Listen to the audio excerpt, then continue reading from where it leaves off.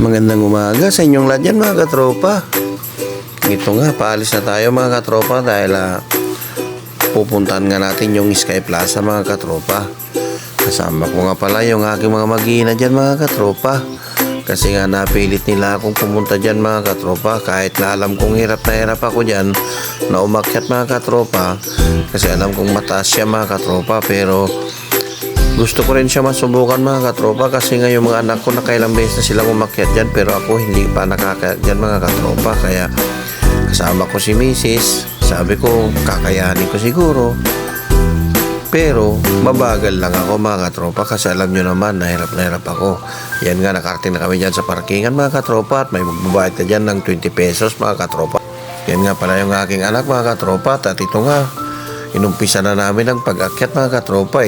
Parang sa umpisa pa lang mga katropa, pag tinitignan ko paano ako nakakyat dyan mga katropa. Pero ang dami kong hingal dyan mga katropa. Ito nga ang umpisa ng ating pag-akyat mga katropa. Ito na yung mga matatarik na lugar na akyatan mga katropa. Yan Art of Love. Yan na ang umpisa mga katropa. Yan kasama ko si Mrs. At tinignan ko kung gaano kataas yung aming pinanggalingan at yung paano kataas pa yung aming pupuntahan. Yan, tingnan nyo katropa kung gaano kalakas ang hingal ko dyan. Pawis. Exercise. Tingnan yung hinakyan natin. Wow. Grabe. Hingal.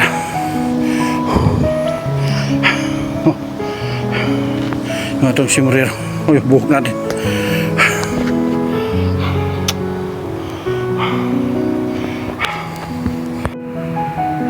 Oh my God.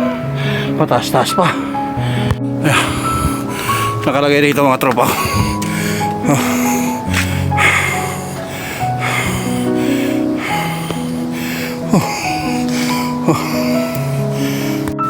At ito nga mga katropa, inumpisa na naman natin ang taas-taas na akyatan mga katropa. Pero yung mga anak ko dyan mga katropa, nauna na sila mga katropa. At ang sabi ko nga sa kanila, mauna na sila at baka hindi ko kayanin ang umakyat hanggang dun sa tuktok mga katropa. Dahil kapag ako napagod, sabi ko, baka antayin ko na lang sila hanggang sa pag-uwi mga katropa. Pero nagpapasalamat pa rin ako sa Diyos mga katropa dahil kahit na ganito ang aking katawan, naakyat ko pa rin siya mga katropa. Oh my God. Ayun na.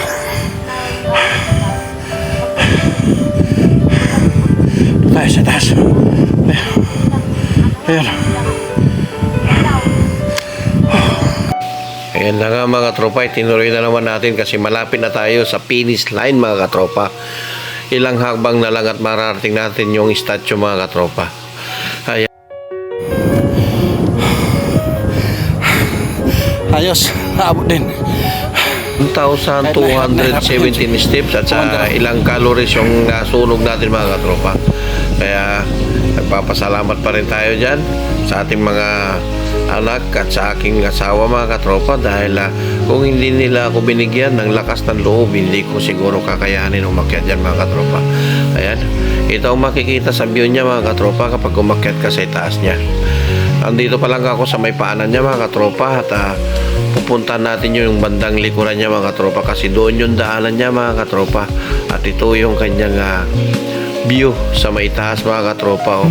Kita mo yung kanyang pinanggalingan mga katropa. Ayan nga, nagpa-picture na kami at nagpa-video na rin ni Mrs. dyan. Medyo may kalayuan lang siya mga katropa dahil yung ating camera hindi naman siya ganun kagandahan mga katropa.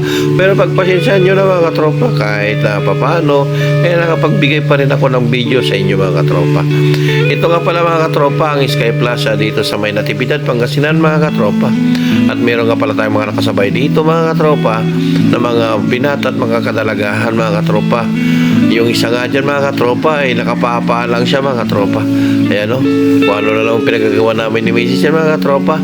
Ayan nga, para sa panghuling paglubog ng araw mga katropa, nag-video na lang ako ng kaunti para doon sa kanyang kapaligiran ng Sky Plaza mga katropa para meron naman ako may pakita sa inyo mga katropa. Ayan nga ang view niya sa may taas mga katropa at malamig ka pala ang hangin dyan mga katropa. Ayan ang mga katropa ang kanyang sunset Napakasarap tignan pa mga katropa. Tayo'y bababa na. Sa pagbaba nga pala mga katropa, huwag kayong basta-basta bababa ng bigla-bigla kasi baka kayong magkamali ng pagbaba, kayong dumostos mga katropa. Yan nga pala ang ating bababaan mga katropa.